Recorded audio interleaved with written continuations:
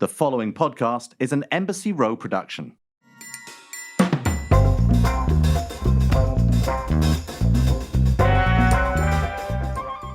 Welcome to a new episode of the Shaken and Stirred Show. I'm Nigel Barker in New York, and I'm with my saint of a co-host, Tom Astor in Oxford, England. How are you, Tom? Nigel, I'm exhausted, actually. I'm very well, though, other than that. Why are Very you so tired. exhausted? Why? I had a very exhausting weekend. We had this probably quite interesting for the American listeners. I was with my brother. We took our hot rods down to the Goodwood Revival, which is just one of the biggest collections of classic cars in the world on the race at Goodwood Racing Circuit, and we were allowed to take our hot rods there, and we were allowed to join the parade lap of hot rods, but it involved getting our hot rods into the grounds before 7 o'clock in the morning, before the crowds arrived. But it was absolutely amazing. We were allowed to go around the circuit. We were hammering them around the circuit, and it was. How fast does your hot rod go? I mean, in a straight line.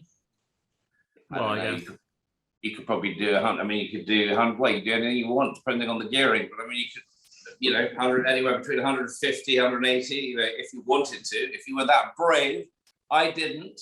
It wasn't a straight line. It was a English racing circuit, which hasn't changed since it was designed 75 years ago. Your brother Henry, who was a guest on the Shaken and Stirred show. So for folks, if you're listening to this, you can actually tune in to Henry's episode where he, other than the fact that we all take the mickey out of each other because we've known each other since school, and he's Tom's brother, also talks about hot rodding and actually the car itself. So this is a bit of a flashback moment. But Tom, how much fun is that? I did see pictures actually on Henry's Instagram of the cars all lined up.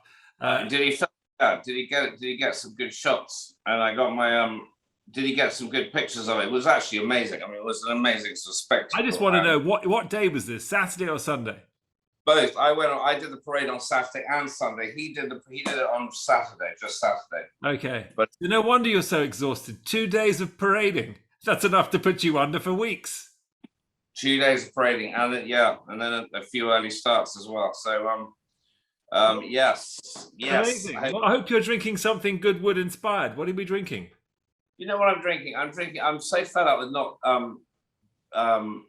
being remunerated for our podcast efforts and bringing this, our humor and wit and things to the airwaves, that I just literally picked out what's quite popular in English garages, which I don't think you're allowed to buy alcohol in American garages, are you?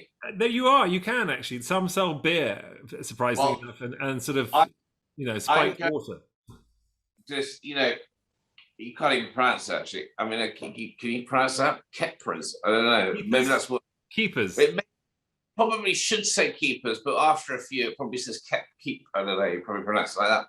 Anyway, Keeprs is what it's written on the can, people. I thought as I went to the shops earlier to sort of mull over what sort of cocktails I have, I just saw a ready mixed one, and I thought I'm so tired that actually I'm not even going to mix my own. I'm going to let someone else do it for me. So I'm drinking passion fruit and elderflower seltzer. How is it? It's not great, actually. It's not great. I mean, it's not ready-made cocktails. This could also be my attempt to adding to the booze news. Ready-made cocktails in cans don't appear to be nearly as good as homemade ones. Well, on that note, I took it to complete level. I decided to look up again on one of my favorite websites, liqueur.com. I'm not sure which one it is, but anyway, I was looking at some ancient. Look how great this looks in this fabulous coupe glass, this red, beautiful sort of off-red liqueur I'm drinking. But it is known as the Charlie Chaplin, and I loved it. And why I went for it was because it was first created in New York City's Waldorf Astoria Hotel. Yes, Tom, your great-grandfather, I believe's hotel It was created in his bar. Actually, this cocktail, which is a pre-prohibition cocktail, created prior to the 1920s, actually appeared in the old Waldorf Astoria bar book. It has a lot of provenance to it, and it is very easy to make. It's sloe gin, apricot brandy, and lemon or lime juice. There's a bit of dispute between there's two bartenders, and they like to make it different ways, and so depending on which side of the bar you're at. It's very syrupy. It's incredibly sweet and very delicious, and I've been enjoying it. And it sort of has it sort of, I guess, I don't know. It's so syrupy that it reminds me of sort of Hollywood opulence as I drink it. I can imagine myself in the Waldorf Astoria right now, in the pre-prohibition, smoke in the air, very glamorous. So there, cheers, my friend. You probably would have been making the drink. Cheers. Right. Nice, snowy. Back at it again. Okay, so yeah, and also I like, on that note, show you actually photograph. I have a copy of it in my downstairs loop of Charlie Chaplin and my great grandmother. There you go. You got to send me that. Yeah, I love that. So there you go. There is, talk about a story. I just talked about a cocktail called the Charlie Chaplin, made at Tom's great grandfather's hotel, and there is a photograph that Tom has of his great grandfather with Charlie Chaplin. Brilliant, love it. Who knew? I didn't know. Love it when things come together like that. On to booze news. Extraordinary or not extraordinary, once again, Sam Adams is about to release its Utopia beer. Now, for those of you who are not familiar with the Utopia Sam Adams beer, it's produced every 2 years, and it is a combination of all its other beers, tiny pieces of it, and then it's brewed and they put it in different barrels, they add different elements to it, and they create a beer that is, get this, 28% proof. A beer that is 28% proof. It's basically like a liqueur. It's like vodka. And by the way, this bottle of beer retails at a shocking $240 for a bottle of beer. Okay, people, it better be good is all I can say. What do you have to say about that, Tom? I was about to ask you if you tried it, but obviously you haven't. I haven't tried it yet. I would like to try it because I think it's fascinating. Interestingly enough, it's illegal in 15 states in the United States. So you can't buy it in places like Alabama and Texas, and especially in the South. You're unable to buy it because of the alcohol content is so high, and because it's registered as a beer, I guess there's a limit to how much alcohol you can find in beer, which I think is hilarious. But you can get it in New York, and it is going to be released in October. So very, very soon you'll be able to get this, and they only make a limited number of them. So catch it while you can at $240 a pop. It reminds me of, you'll remember from your days living in England, Special Brew. Special Brew, which was really what sort of drunks and homeless people used to drink because they could buy wine and get absolutely hammered. Except at $240 a bottle, I don't think they were drinking Special Brew. No, but the point is that the other everything else about it is completely similar. It's very, very high in alcohol content. And they made a limited number of them because only a limited number of people actually wanted to drink this. How many do they make? I'm not sure how many they make, actually. Let me have a look here. Let me see if I can find the details on. It just says a limited number are made in. So no, I don't have any exact numbers. Why is that even a good thing? I mean, why is this? Why is this a good thing? Why you're telling the story about Sam Adams, which produces very popular beers in America. They're producing a beer which is undrinkable. I think it's probably just something for marketing, right? This is some way of capturing everyone's attention, talking about something, staying relevant in the news, doing something a bit crazy and out there and zany, and people like to collect, right? I bet you anything, there are bottles of this beer never been opened, sitting on people's shelves, and they like to say that they have a $240 bottle of Sam Adams. For the man who has everything, here's a bottle of $240, limited edition Utopia Sam Adams, made by the Boston Beer Company. And people do, you're right, people do like to collect. In fact, our guest tonight, giving nothing away, I was looking at his biography and looking him up and seeing what he was who he was and all the rest of it. And he collects his own product that he produces. That's what I'm going to say. Like old vintage items of what he produces. I just said something. I just explained it without giving anything away. Wow, I have no idea what he's talking about, people. But hint, hint, it's time to introduce our guest. It's high time that I introduce our guest. Yes, it's going to be a drinking game. So all night long, guys, if I say time, I want you to have a sip. Our guest today is a board member of New York Cares, New York's largest volunteer network. He's the chairman of Adweek's advisory board, and he's been named to Adweek's 50, which recognizes the 50 most indispensable individuals in media, marketing, and tech. Oh, and he also happens to be the president of Time magazine. Please welcome Keith Grossman. Hey, Keith. How are you? I'm very, very well. This is hilarious. This is the interview that started pre the interview. There's either going to be a producer's nightmare or they're just going to let it run because it is I what think it is. they let it run, right? Like, like if you look at like old shows, it used to start off where like everything gets introduced, and then like you look at shows today, like they literally bring you into the plot line before they start to give you like what you've been watching. And I feel like that's what we are right now. We're a very Absolutely. modern sort of take on podcasting. Clearly, that is what is happening. And we've already done camera angles. We've already talked about what you're drinking. But go again. What are you drinking? I'm drinking LaCroix's Finest Lemon. I drink two things on a consistent basis. I either am dehydrating myself with black coffee or rehydrating myself with LaCroix lemon or coconut. And do you not drink any alcohol at all? I drink less than 2 drinks a month. So you drink less than 2 drinks a month. What does that mean? Like you drink drink a month? What does that even mean? I drink 1 drink a month, maybe. So wait a second. You do drink, and then you come on a podcast like the Shaken and Stirred show, a cocktail-based interview show, and the one time a month. This could have been the one time. Instead, no, we're drinking seltzer water. Well, no. So the reason that I'm drinking seltzer is that if we had scheduled this at like 9 p.m. at night and I didn't have something after this, I think I would have had a drink. But because I have 2 or 3 things after this, I was so nervous about drinking beforehand, because what if I got onto the next call, which happens to be very important, and I said something like, and another thing.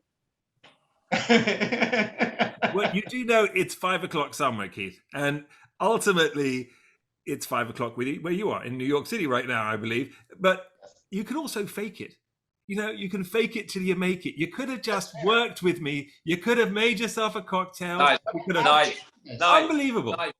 Nice. Look, you're on your own, mate. You're the odd one out here. I'm drinking hard seltzer. He's drinking soft seltzer. And what are you drinking, Nigel? And I'm drinking a Charlie Chaplin from the 1920s. And Tom just produced a picture of Charlie Chaplin with his great-grandfather. And this particular drink was first created by a bartender in Tom's grandfather's hotel, the Waldorf Astoria, back in the day. So I'm really playing along here, people. Hold on. What is in a Charlie Chaplin, out of curiosity? What's in a Charlie Chaplin? In a Charlie Chaplin is sloe gin, lime juice, and apricot brandy. Ooh. You know what? I would drink that. I'm not shocked. It sounds delicious. I mean, he was a comedian, first of all. So it's a kind of a comedic drink. When you listen to the ingredients and then you taste it, it is absolutely ridiculously high in sort of sweetness and syrupiness, and it's like drinking cough medicine that's sort of sweet but kind of delicious at the same time. I'm not sure if I'm going to get through it, because every time I take a sip, I'm like, I need a glass of LaCroix to go with it. But what is that your normal drink of choice? Because like I try something different every week. That's what I do. That's my take on this stuff. But but hey, I'm trying to educate the listener out there, and you guys, me. I'll try something different. Tom is pretty much a straight shooter, classic cocktail guy, and most of our guests make an effort. But it's okay. There's a time and place for everything. That is not true. That is just not true. Most of our guests make an effort. That is just not true. I mean, a lot of guests, by the way, if it's any consolation, Keith, a lot of them don't drink, which I think something to do with our R&D, or not even R&D, our research department, when we were actually,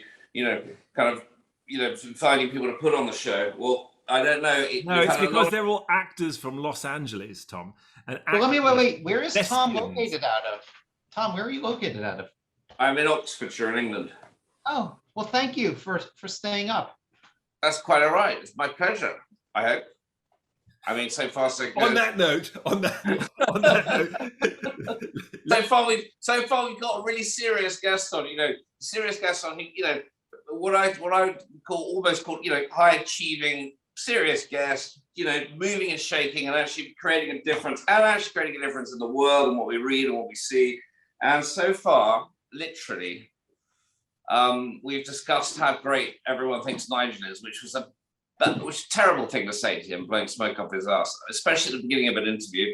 And the second thing is ribbing our guest about the fact he hasn't got an alcoholic drink, when he is not the first one to turn up with it, but he's the first one to turn up with that particular drink. So, shall we ask some strict questions tonight? I mean, do you want to, Let's just dive straight in, shall we?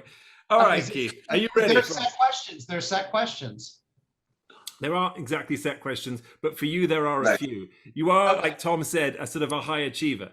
You are someone who, has a very serious job. Most people we have on this show, have to find their jobs. They're sort of in between jobs when they speak to us. But you are not. You're actually currently of employ. And as I looked at your bio, I'm knocking on wood on this one.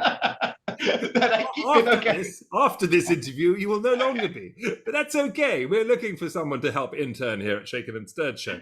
And your bio, your resume looks like you could be up for the gig. Let's get down to basics. I mean, I already listed when I did your intro all the different things you do, and you do a lot of wonderful things. And you and I met through the actress Kat Graham originally, and it was kind of an unusual intro, and she's a wonderful person, and you're surrounded by wonderful people. But I'd love it if you could actually take us back a little bit in your own life, and because there's not a lot of information about you as a sort of growing up. What was your life like as a child? Where did you grow up? And just take us through that for a moment.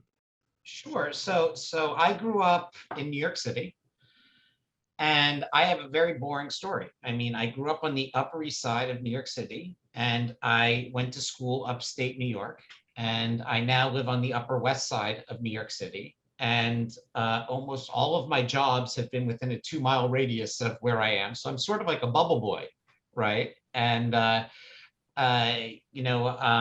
when I grew up, I went to a high school called Riverdale Country School, which I love dearly. And that's where my daughter goes today. And it's really a special feeling to see her in the same environment that I was in at her size. And then I went to Cornell, upstate New York, and I was a government major. And when I was at school, my parents moved to California. And I thought I would always go into finance for a living. And I didn't know what to do with my life. And my cousin and my aunt worked at Condé Nast. And one summer when my parents were moving, they said, "Why don't you intern at Condé Nast?" And I said, "What's that?" And they said, it's magazines. And my cousin was actually at Vogue, Nigel. And she went from accessories assistant to accessories editor at Vogue for many years. And then, and I got an internship at Condé Nast. And I'll never forget the first day I walked in. I just said, "Oh my God, this is a business. I could do this for a living. This is the most amazing thing I've ever seen." And I was at Condé Nast for 12 years. As you can see me behind me, I have a bunch of Wired's, which is where I was, and slightly at Portfolio. And from Condé Nast, after being there and going from intern up to associate publisher of Wired, I went over to Bloomberg Media and worked there, and became the global chief revenue officer ultimately there. And that was actually, it was very interesting because, when I was at Bloomberg, one of the most important lessons that I learned was the importance of actually using your role or your position to actually give back to the world. Most people don't realize that Bloomberg is a Robin Hood organization, right? Technically, almost all the profits of Bloomberg at the end of the year go into Bloomberg Philanthropies. And the day that I became Global Chief Revenue Officer, I'll never forget that Mike said to me, you've just been put in a really important position within the company. You better use that position to better the world, and people remember you for what you do and how you give back. And that's ultimately how I got into New York Cares. And then I came over to Time, and I've been at Time now for a little over 2 years, and it's been an amazing 2 years. I've met some incredible people, along the entire journey. Some people from my Wired days are with me today at Time. Some people at the Bloomberg days are with me at Time. But then I met people like Kat Graham. And the way I met Kat was randomly, somebody had made a shirt for me that was a joke that said Time in Hebrew on it. And little did I know that Kat Graham read Hebrew. And I showed somebody the shirt, and she read it in front of me. And I'm like, and I had no idea who she was. And we started talking, and I said, what do you do? Are you a UN?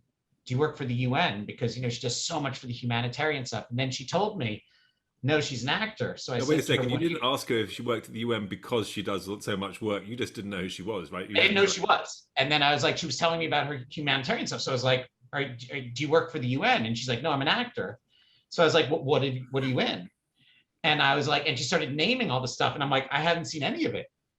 And then she's like, you haven't seen it? And she's like, Vampire Diaries. I was like, and so I looked at her. I go, do I look like a 14-year-old girl to you? And she started laughing. And then we started joking. I'll never forget this. We started joking about Instagram, and I said to her, what I don't understand about Instagram is I have all these people on Instagram that follow me, but I really only have like 2 or 3 friends in real life, right? And she goes, me too. And then we left. And then I looked her up on Instagram, and it's like, I have like 1,200 followers at the time. She's like 5 million followers. I'm like, oh my God. I was like, that Kat Graham. And I was like, exactly. That's amazing. And, I think the fact that we had met, in such a serendipitous way was what spawned such a fun relationship between us. And she's just a dear, dear friend. Now, if I can, for 1 second, Nigel, can I tell the podcast how I met you? Absolutely. I was going to say, there's, you mentioned the fact that you're not a 14-year-old little girl. However, my audience are also 14-year-old girls, but that somehow is not a factor when it comes to how you know me. So there was this day, like everyone, right? Like Tom, I don't know if you have this in the UK, where there's like one channel that you always wake up to and you watch on TV. But like I wake up every morning and I put on New York 1. And there's this day where Nigel's on New York 1 and he's talking about his new company.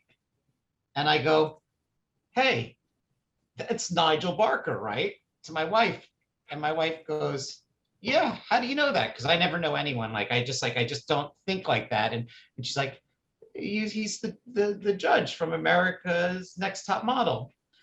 And then my wife was like, you're crazy. Like the fact that you recalled that is insane. And then 2 days later, Kat Graham is like, I want to introduce you to my friend Nigel Barker. And I said, I know exactly who you are. I go, because when I graduated from college and I started dating my wife, I watched endless hours of America's Next Top Model. And for that, I apologize. and so I know exactly who you are. And I saw you on New York 1 2 days ago. Was that not my first email to you? That was literally our first correspondence, was this sort of hilarious, in which case I was like, honey, look, this is from the president of Time magazine. You have to look at what he's written. I said, I wouldn't normally do this, but it's pretty darn funny. I'm like, I want to frame this email, stick it in the bathroom, because no one would believe it.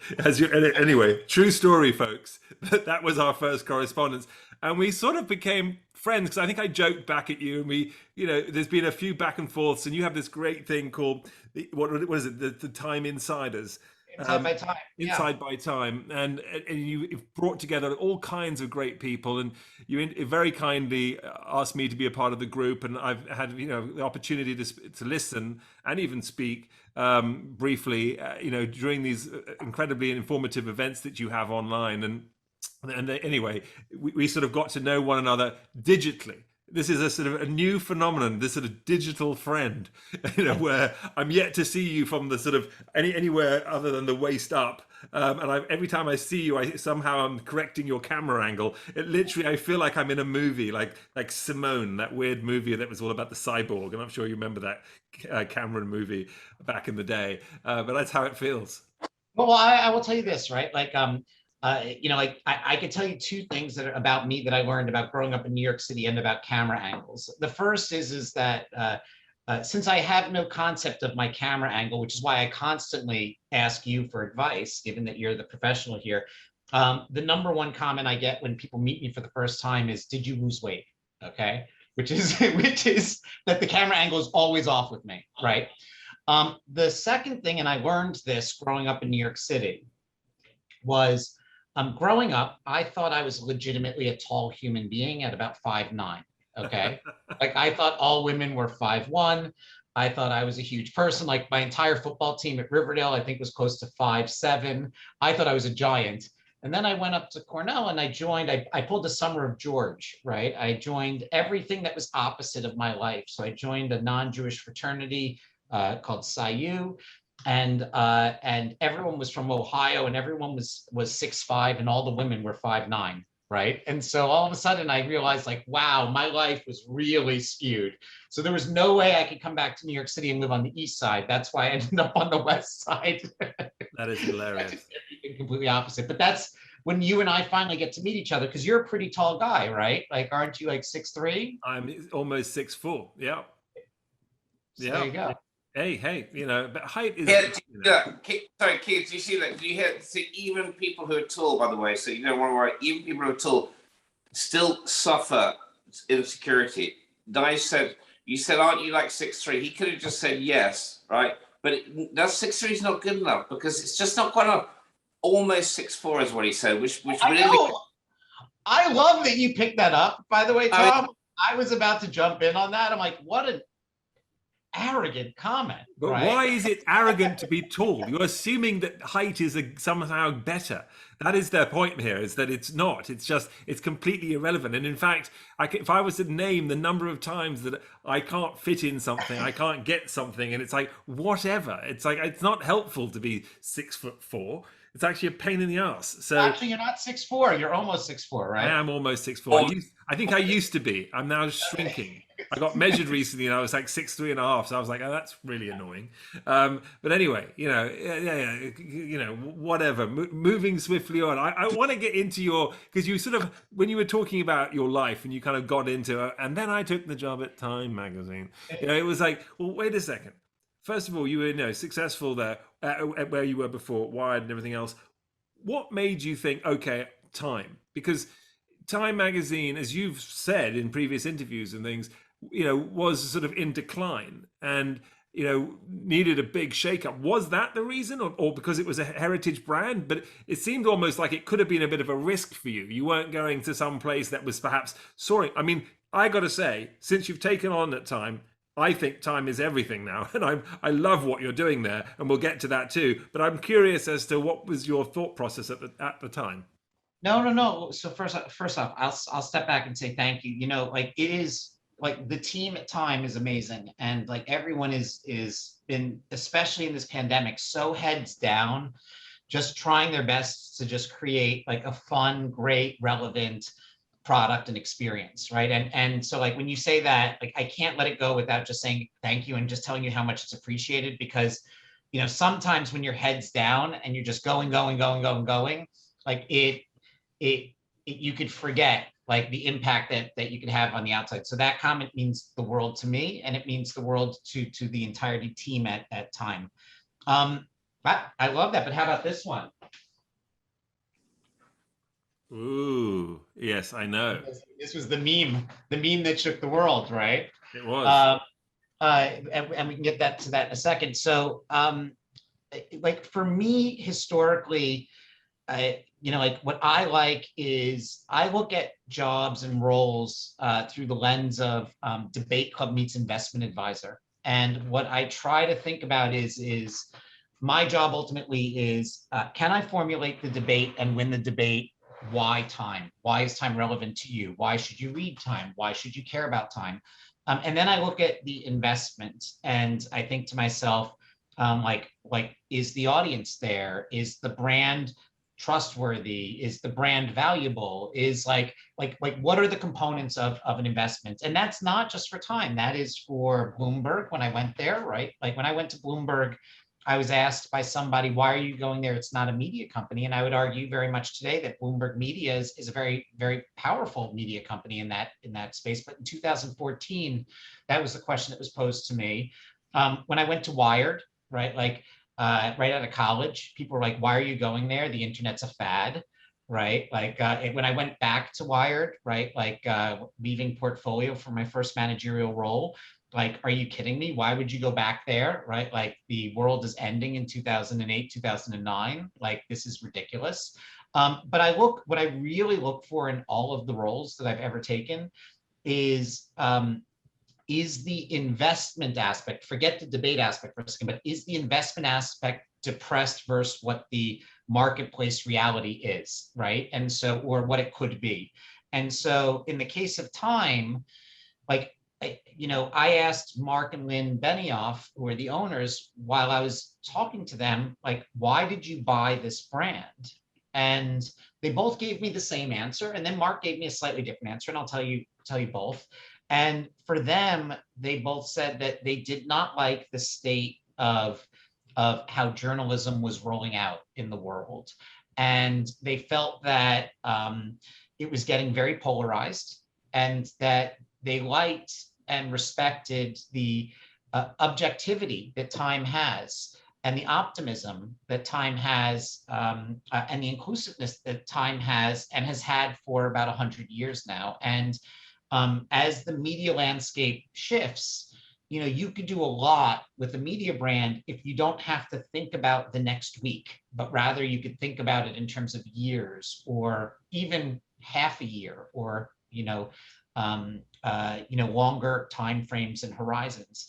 And that's what attracted me always to like Condé Nast or to Bloomberg, or ultimately here is the ability to make sure that like we could do what's right for the consumer and then apply it to the brand, so that way the brand can evolve with consumer behaviors, but like you don't have to rush it or cut corners or try to cut margins to make things work in the short term. You can play a very long-term game.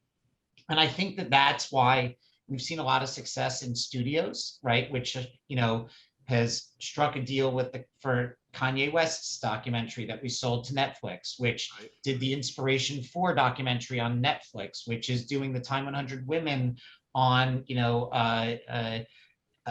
Amazon Prime, which did the Time 100 last night on ABC, right? Which will do Person of the Year this year, most likely again on one of the major networks. And for us, these initiatives, Keith, sorry to interrupt, are these initiatives that you pioneered, or were they or on sort of ongoing? So I was very lucky. Like when I came on board, like there's an incredible talented individual in the organization named Ian Orifice, and he had the vision for Time Studios. And like in that instance, like we just stepped back and let him and his team run with it. And he has taught me so much about this space and has done just an incredible job with that.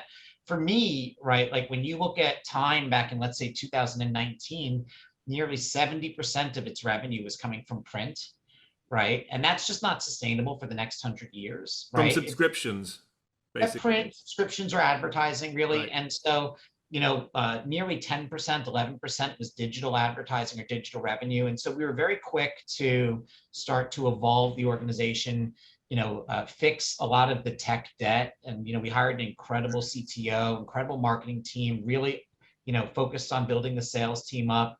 and we started to really diversify our offerings into the digital space. And then in March of this year, we entered into the NFT space and into the crypto space. And it's in the next couple of weeks, then you will have seen a major initiative get launched, which is going to happen in probably the next few hours, right? Surrounding Time's use of NFTs to create community and a loyalty program, as opposed to the traditional analog relationship that we have with our consumers. And, you know, I saw that you just bought a long necky lady, right? I bought a long necky lady, introduced to long necky ladies by you. Okay. And I will tell you that, like, I think that people are missing out on the long necky ladies, not just about the art. It's about So the everyone community. out there, long necky lady is an NFT created by a young 12-year-old girl called Nyla Hayes, who, if you were listening at the beginning, you talked about a top model alum, who Alison Harvard, who's an extraordinary character, personality, was an amazing contestant, has gone on to do very cool things in fashion space in general, and is a very unique maverick in the space, and somehow is a friend of yours as well. And she also connected with me when somehow you guys were in a clubhouse room talking about all of this. I mean, I wanted to get to all of this. I love the organic way we've come around to it. But I mean, for a moment, just take us to what you're talking about, because how did all that come together in itself? How did the NFTs come together? Well, how did you end up in a room with a 12-year-old Nyla Hayes and Alison Harvard talking about her NFT I mean, that drop? was crazy. I mean, so we were all on. So I just logged onto Clubhouse one day and I saw John Knopf and another individual with these long necky ladies as their avatars. And I said, "What is that?" And they said, "Oh my God, you don't know about long necky ladies?" And I said, "No, what?" And they said, "It's this 12-year-old girl, Nyla Hayes. She wanted to celebrate sort of femininity, plus her favorite dinosaur is the Brontosaurus. And she created this series. It's just so creative and it's so innocent and it's so genuinely good." And so I said, "Oh, like that's so cool." And I went online and I bought a few, like the day of the minting, right? I bought them like on the day of the minting. And then all of a sudden, like they invited her into the room, and everyone in the room, we had like 500-600 people in this room, and it was like out of nowhere. It was like a random Thursday or something. All had long necky lady avatars on. So I called Nyla up. I brought her up onto stage. She was with her mother. And I said to her, "Well, Nyla, I want to be very protective of you because you're 12 years old, and I have an 8-year-old daughter, right? She's turning 8, so she's like you're 6'4", right? She's almost 8, right? So she's turning 8 on November 9th, so she's almost 6'4", Nigel, right? And so I said, "Nyla, I want to be very protective of you because you're 12, but all of these people in the audience have your work as their avatars. Would you be okay if I called them all up onto stage?" And Alison Harvard was, I think, in the room at the time. And I just brought everyone up who had a long necky lady as their avatar. And I didn't say anything. For literally 45 minutes, I just shut up. And the whole room just commended this girl. I said, the only thing I did say was, if anyone is rude or disrespectful, I will boot you off the stage immediately, because this is a 12-year-old girl who is in the space, and we have to respect that. And everyone could not have been more kind and more sweet. And then Allison and I became friends through that and through the Cool Cats community, which Is another NFT. Cool Cats, people. Another NFT, right? I mean, look, it's such. By the way, you see why I drink seltzer? Because I'm just one cool human being, right? I mean, you're trapped in a digital void. I mean, do you even exist, Keith? I'm just now beginning to wonder whether you actually might be an NFT of your own. I don't know. I mean, can I tell you that I've learned a few things over the past 2 years, or a year and a half of us being in this, cockamamie existence. One is that these technologies are endlessly efficient. Two is they're so emotionally devoid, right? Last night, I had dinner with two people who I've known for 9 months and have spoken to almost nearly every day. And like when we sat down for dinner, I expect it'll be the same thing as when you and I meet for the first time, Nigel, where it's like, we didn't even like pause. Like there was like no pause, like, oh my God, this is the first time we've met. It's just this weird existence of like, we've built these weird relationships over what is a common, bizarre existence, coexistence together. No, 100%, 100%. You know, it's for all of you out there, you know, we expect you all to know what an NFT is, but you know, it's not. It's actually, you know, not everyone is fully aware of how these things work. I mean, I myself have done multiple, I guess, you know, no say classes on it, but I've listened to all kinds of chat rooms about it. I've read articles about it. I've kind of got into it, you know, a non-fungible token or whatever, however, but it's ultimately artwork, digital artwork that you can buy and, you know, and there's sort of limited editions of, and the artists can potentially have a royalty on ongoing sales. So there's ways for them to continue to make money, which is an unusual, you know, sort of practice, and it's just another extension of the art world. You want to add to that? So can I add to that? Because I'll really, this is why I'm so happy I'm not drinking, and I can tell you very soberly, like a really interesting way to think about NFTs, right? Like, because like the easiest way to think about this is first and foremost in the art world and in collectibles, but it's so much more than that. And that's what actually has me so impressed and blown away by what is happening. Like, I actually think that this is a bigger revolution or evolution than, or just as big as, you know, the technological revolutions that took place in 1993. And like, if you think about sort of like the past, I don't know, like we'll say 30 years, right? So in 1993, you're all of a sudden like, wow, there's this thing called the internet and I can get information online. And every day from 1993 forward, it's gotten better and cooler and more interesting, right? And like, and you're seeing things online. And then in 2007, social media comes out, right? And all of a sudden you're like, wow, not only can I get information online, but I can actually put my identity online, right? And I could put it on Facebook, and I could put it on Twitter, and I could put it on Instagram, and I could put it on, you know, Google and all of these other platforms. But as the consumer, you're renting your identity to these platforms. And in return for them giving you access, what's really happening is they're sitting back and saying, I'm going to take all your data and I'm going to use all your data and sell all that data to make money. Right. And there's nothing wrong with that. I mean, that was the trade-off at that moment in time from 2007 forward with social media. In 2010, a really interesting revolution occurred that has not really come to fruition just yet, but I think will come over time, which is 3D printing hit about $2,500 for a 3D printer. And like all of a sudden people started to realize, oh my God, not only can I go from analog to digital, but I can ultimately over time go from digital to analog. Right. So like I wouldn't be surprised if in the next 5 years, and my kids are younger, my daughter is younger. If I have more than one, then that's a big surprise on this podcast. So I have one, right? But like my daughter is younger than your kids, Nigel. But like I wouldn't be surprised if in the next 5 or 6 years you see Hershey's come out with like a 3D printer that prints out custom chocolate for you based on whatever you want it to look like, right? And then they just sell you the packets, and all of a sudden you have something in your kitchen, right? Like there's so many fun things that can happen with 3D printers that haven't even begun to evolve. But then in 2018, 2019, the idea of NFTs emerged, and people really started to glom onto them this past year when they realized that what they really represented was this. If you're going to live your entire life online, why be a renter when you can own? And when all of a sudden you can be an owner, what all of a sudden people realized is that these things can have real value and they can reset economics in a way that like had never existed before. So as an artist, it's amazing, right?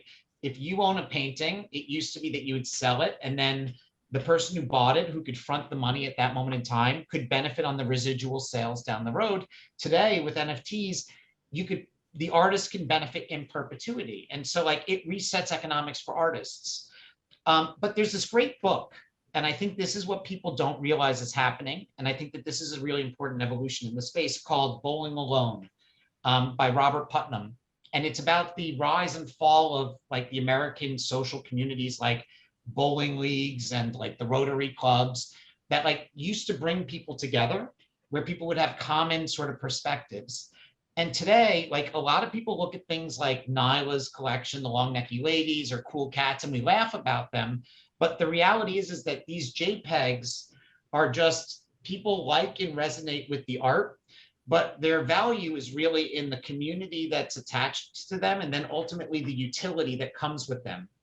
And what the reason that you're seeing things like CryptoPunks or Cool Cats or the Bored Ape Yacht Club or Nyla's work like really take off, and there's a lot of good ones, is because people are finding like-minded people to all of a sudden have relationships with online.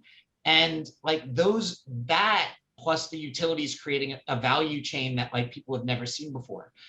The NFT itself as a technology is fascinating because if you were to take it out of art and community and apply it just to something like deeds to a house, like you literally can transfer deeds now more effectively and efficiently using NFT technology. If you were to apply it to, let's say, tickets to a sporting event or a concert, right? Like picture this, if you're the New York Giants and you're selling, you know, front row seats to a game and you sell it for $100, which is, let's say, the price.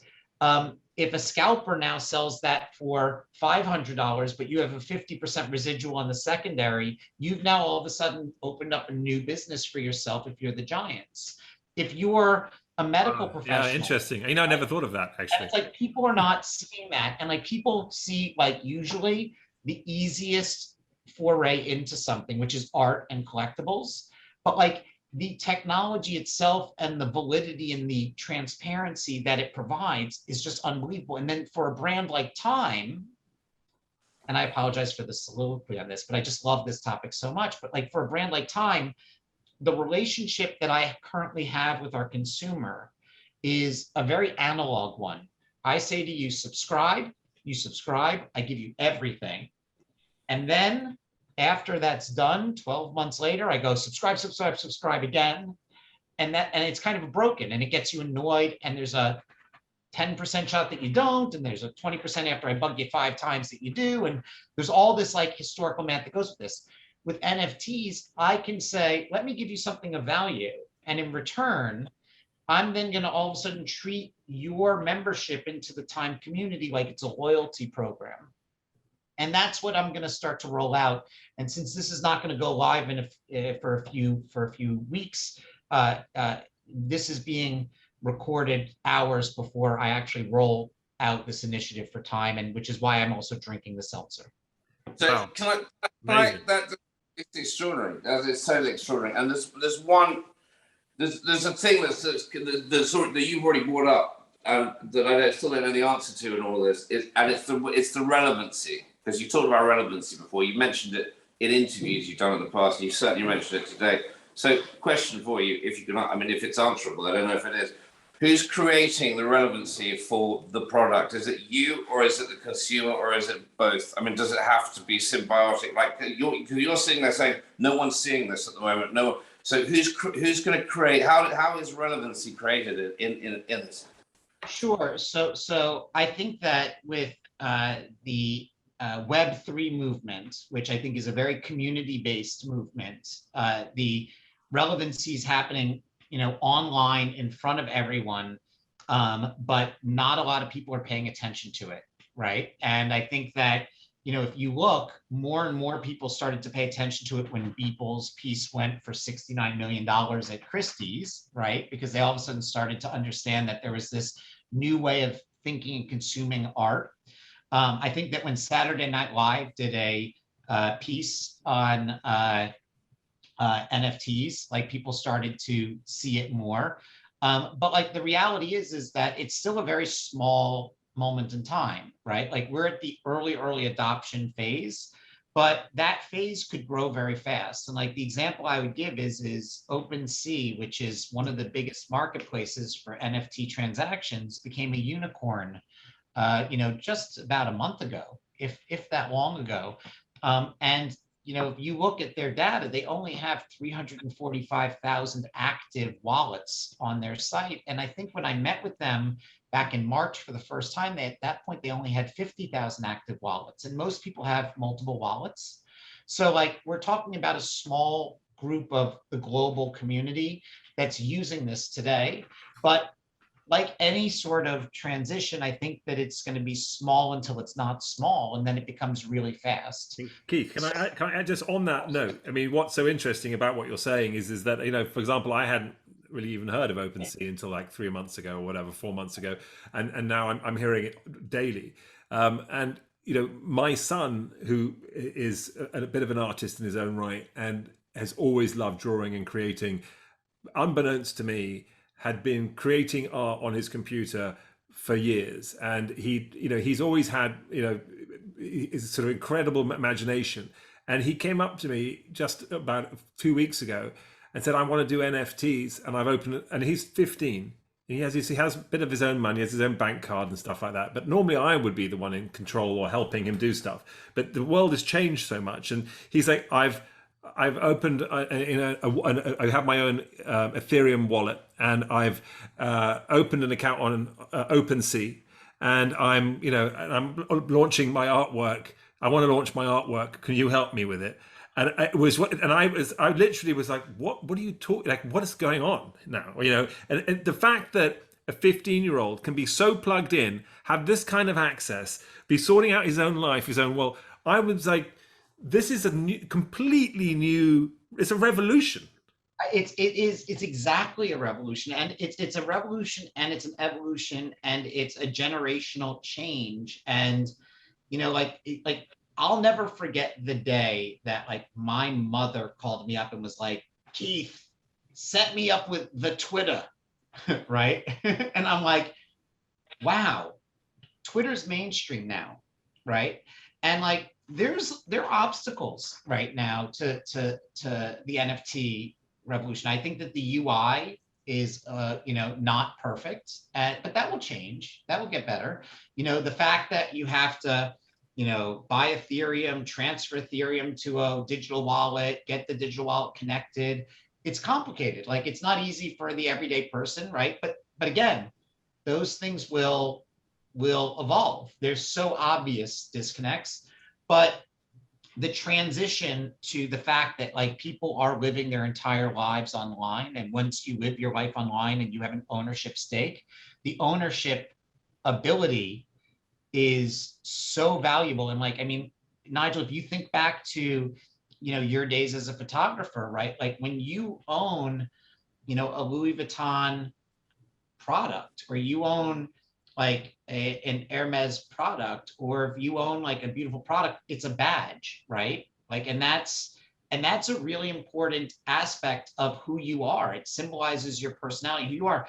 When you're living your entire life online and you can own something today, that ownership, right? Your Nyla piece, your long necky lady, Allison Harvard's PFP of her, cool cat is a badge, right? It's an expression of who she is to a community at large. And like the same way that people can understand that in the physical world, they're going to start to understand that in the digital world. And, the more that people start to evolve into, AR, which will come, and it won't be as crazy as people think, but like as they start to see certain things and they have different types of avatars, like you're going to see luxury brands quickly, and Dolce & Gabbana did this, and Gucci's, I believe, on the verge of doing this, like quickly making sure that if you have the physical good, your physical good also comes with a digital replica that is an NFT that your avatar can have. And why wouldn't you want that, right? If you're in the real world buying Gucci, like I want my digital representation of me to have the same Gucci experience as well. And like, I think that the brands that recognize that will do extraordinarily well. And I think that the brands that put their head in the sand and say, no, this is not real, I think that this is going to come and go, and they're going to find that they're going to lose market share faster than they've ever seen, with a combination of online sales, eating at retail sales, plus this type of revolution occurring. It is extraordinary. I mean, every time I hear you talk about it too, it just becomes a little bit clearer. And and I know this is a very hot topic at time, and that you guys are sort of in deep on this. But you talked about community too, and how this community is helping one another, and that's a big part of what Time is about, is creating that community. The first person who I sort of contacted when my son told me he wanted to do create his own NFT collection and what have you was actually Nyla. I directly on Twitter messaged her, and she's been incredibly helpful. And it's just one of those things again where this is the sort of thing that you just never used to have in the past, where people would be very helpful, would give you tips, would help you out, would try and talk to you about what to do. And I just thought it was such an interesting thing, because I said to my son, I'm like, this girl's 12, you're 15, you're not so dissimilar. My son's shy by nature, but when he's online, he can, and when he's creating, it comes out in him, and it's an amazing outlet. And I think this whole past year with the pandemic and everything has been so difficult for kids, especially, who have been stuck, and their only way of expressing themselves is through a medium like this, through Zoom, or through art online, or some digital experience. So for them, this is a complete new reality. And they've grown up with it. It's no longer, it's still a bit strange to me, but they've spent the past 2 years of their life, which is a big percentage of their life at this point, living through a digital platform. So it's very interesting how this sort of community, because I often look negatively on social media, but this seems like a positive ray of light. I mean, the one thing I will say about the NFT community that I've loved more than anything else is it's positive, it's inclusive, it's collaborative. And it's nice when it wants to be nice. Like every community, has its exceptions, but I found that when you show that you're willing to invest in this community has reciprocated very strongly. And I really love that. And the fact that you told that story about Nyla doesn't surprise me. And at the same time, actually just continues to validate my belief in this. And if we as species have sort of learned anything over the past 2 years, right? It's like we're only getting out of this crap if we could help each other, right? And if we could pull each other up, and regardless of where we are, even if you're in the UK, right? Tom, and that's the positive that I try to find and that I try to look at, and that's what I'm so attracted to, is this notion that all these structures that we thought were there to help us, to protect us, to have in place, are doing decent jobs at times or not. But it's really individuals helping other individuals right now in manners that I don't think we've ever seen before. And when stories like what you just said come out, it just warms my heart. And that's also why, going back to New York Cares, it's so important to me that I'm involved in that organization. It's like you've done this before, because I was about to say, so that brings us through to New York Cares, and you led yourself in, Keith. You opened the door. Let's go there. Let's go straight there. You're a board member of New York Cares, and you know how to organically integrate from one to the other. I love it. It's just make my job. I don't have a job anymore. I could just sit here, hand it over to Keith. You can make sourdough bread, right? In fact, I'm going to enjoy a slice, right after this, I think, of my wife's. It's not me who makes it, it's my wife. Have you had Nigel's sourdough bread? He doesn't eat bread. Well, when you were last here, Tom, was probably 1.5 years ago, and we weren't really making it. We started Chrissy, my wife, started making. It's not me who makes it. I photograph her making it, so it looks. Nigel's got every intolerance. Well, apparently, anyway, it might be attention seeking, but he can't drink milk. He can't eat bread. He can't hit 6'4". He can't. My wingspan though is 6'8". Just FYI. Wait a minute. I just out of curiosity, before we get to New York Coast, how do the two of you know each other? Tom? School. We've known each other since we were about 14, 13. We were best friends at school and have been ever since. But you're talking about your daughter going to the same school you went to. Tom's daughter Ava, my godchild, also went to Bryanston, which is the school that Tom and I went to. So we also got to vicariously go through our childhood a little bit, again, as Tom's daughter went there, and my niece went to my school as well, and kind of, we got to experience that again. So we understood when you said that. I saw Tom nod, because I know that he went through that a bit himself. So Keith, New York Cares. Yeah. So, I mean, look, extraordinary organization. I've been to their events even in the past. You know, New York's largest volunteer network. Uh, what are you hoping to achieve sort of next for New York Cares? Where does it go? Where does it, is there an end goal? Are you hoping to have permanent change? I mean, obviously there's a need for this volunteering. There's a need for this additional help, but that's because we don't have enough money in the budget to actually do the job right in the first place. What is the deal? So I chose New York Cares because I actually love what it does, which is like the way that my mind works is I look I looked at a lot of different organizations when I was at Bloomberg, knowing that I was going to join something to give back, right? And what I liked at the end of the day about New York Cares was it's just a platform for doing good, right? So like it doesn't, like if you care about Nigel, soup kitchens, it will just connect you with volunteer networks that are in the soup kitchen. And if Tom, for instance, wants to, work at food pantries and deliver to, elderly homebound individuals, it'll connect you to that. And if you care about education, it will, help you with either tutoring or, various different educational sort of activities. And like, so at the end of the day, what I love about New York Cares is it ultimately does not care what your concern is. It just removes the obstacle of doing good in society. So it's almost like a platform for doing good. And I just wanted to empower that, right? And I started to think about myself and I'm like, where is my largest scalable influence? And so like my largest scalable influences are, at my professional capacity at Bloomberg or now at Time, right? Or at New York Cares, right? Where I can help ensure that like the most people can possibly volunteer to help other people get through a challenge, whether that challenge is A, B, or C. And I could also raise money for ensuring that the great work that this organization does continues on. Within New York Cares, though, because it's so broad, and it's just a great team and a great board, and and I feel very lucky to be part of it. Like I've taken on chairmanship of what's called Stand With Students, and Stand With Students really focuses on New York City's most vulnerable Title I schools. These are the schools that like need the most funding but are not getting it, have the most homeless children going to it, are the kids that are at the poverty line that need, meals during the day, that are suffering the most during the digital divide.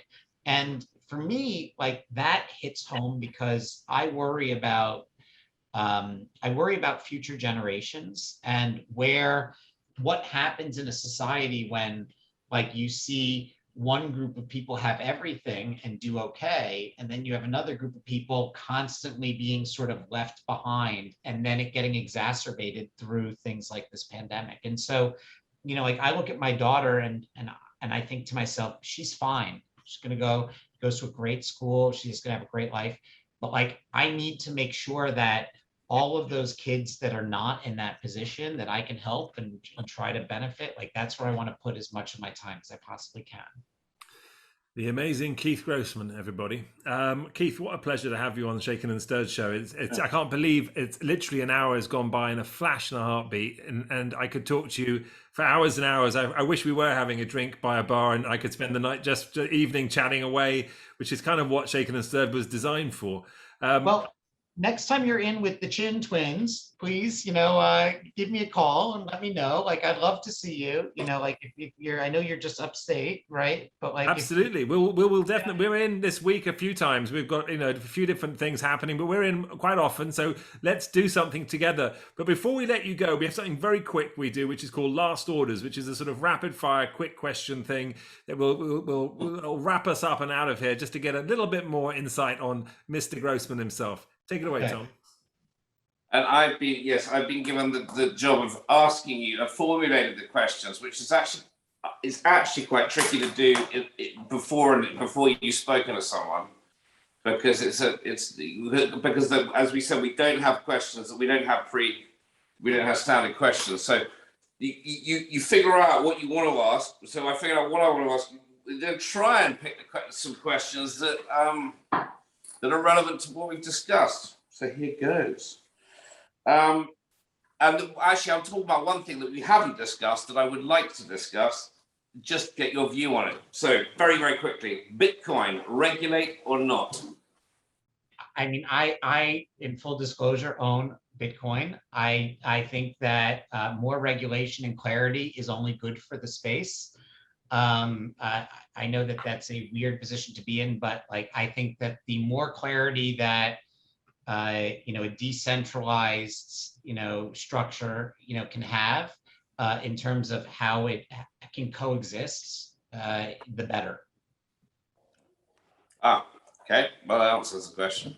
Then, because talking about, someone was talking earlier on, I heard today, I overheard a conversation about the fact that they were the value of Bitcoin. They were discussing regulating Bitcoin. I don't know where that came from. It might have just been one of those conversations that you overhear, but I think it's one of those things because a lot of people look at Bitcoin and they don't understand how something can be decentralized, have value, not have a government backing it, and and be considered a store of value. No. And have as much fluctuations as it does. I think that in countries like the UK or the US, where the currency is very stable, it's very easy to understand why those curiosities would exist. In countries like, I don't want to actually name countries but in countries that have huge fluctuations in their current currencies, I can understand why people would want to have an alternative. In an instance where countries are constantly pumping tons of money into the environment to fund either COVID relief or infrastructure, and inflation is taking place, I think that the question people want to ask is this really a good long-term solution for a lot of governments to take, or is this a short-term solution, and what's the way out of it? And I think that that's the attraction of cryptocurrencies, especially something like Bitcoin that has a limited amount. Interesting. I always think that it's just a lot of people trying to make a lot of money fast. Well, that's because you don't understand it. It's like my parents' generation, all the guys smoke and mirrors. But I mean, obviously, there's a little bit more to it than that. So I got two more questions. With NFTs, a threat to reality or an aid and a creator of reality? I think that only good comes from the continued evolution and revolution that this space provides. Okay. Last question. Print and digital, can they coexist? Yeah, of course. In the future? Yes, of course. Like my job is not to dictate how someone wants to engage with our brand. If somebody wants to engage with it and read the magazine, I totally respect that. If somebody wants to engage with us digitally, I totally respect that. If there's another form of media, I totally respect that. My goal is not to force form factor on individuals. It's to provide the choice and to run a smart business, right? And a profitable business over time. And do you think personally, though, that I mean, I love the tangible content, I love the tangible, I love the, I love having something in my hands to read, but then again, Kindles came along, do you think it'll...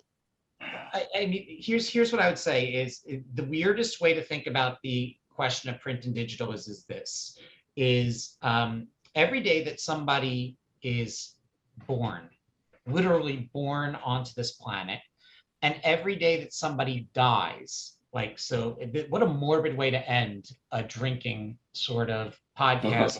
None of us are drinking except for you who have your syrupy drink, Nigel, right? That's almost finished. But every day that someone's born and somebody dies, a new print reader is not born at a 1-to-1 ratio as one that has passed away. And nobody knows what that ratio is. And to be honest, that ratio is totally irrelevant too. And so what it just simply means is that the universe of print readers over time will continue to shrink, but it doesn't mean that it will disappear anytime in our lifetime. And people, especially in media, have a huge misperception that print is dead. We currently have about 1.2 million people who read Times still in print, right? So while our percentages may have shifted in terms of where it is, there's still a large group of people who read it. But what's really interesting is the demographic who reads time in print is totally different than the demographic who reads time online, and is different than the demographic who reads time socially, and is different than the demographic who buys time through NFTs. And like, I ultimately just want to make sure that time is relevant to, as many people as possible, and is, as my email says, and I think is an important sort of mission for the brand, is ultimately building a better future. And so, like, I don't know why people want to believe that it's always an either or. I think that both can coexist. I think if you remember, and Nigel, this will really throw you off to end on this analogy, but right, what was the first video to ever air on MTV, which was Video Killed the Radio Star? Yeah. Right? And like, the reality is it didn't. Radio evolved, right? I probably listen to more podcasts than I do, anything else. I read more than I've ever read before, sometimes physically, sometimes on my phone. Instant coffee did not kill, the classical thing. Things split, and then they coexist, and then they evolve. The question. So you asked the question, and you've now raised a new question as to whether or not you've just accidentally reformatted the way we do this. The thing at the end that I was trying to do, which Nigel referred to as quick fire. Yeah. We might have to we may have just recreated. It was a very, very. Do you know what they were? The opposite of quick fire, single answer questions. Keith once again has decided to change the entire format. Yes. Well, I'm sorry. I'm the longest segment of the show. Long-winded mood tonight. So it's incredibly philosophic tonight, Keith Grossman. But we do actually have one last question for you, Keith. That wasn't the last question. That was a joke. The last question is simply shaken or stirred, Keith? Stirred. And there you have it, people. He doesn't need an explanation. Can I just, on one final plug? Please. If I was to have a drink, it would have been a Lefroy. Yay. Whiskey man.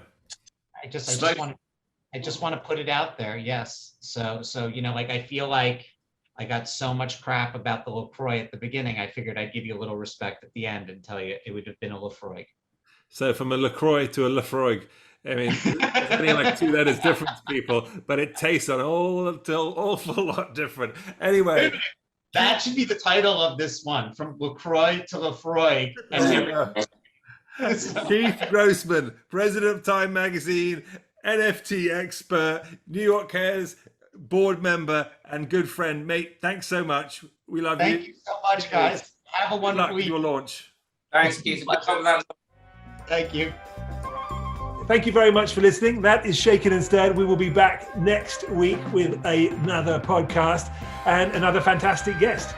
And stay safe. See ya.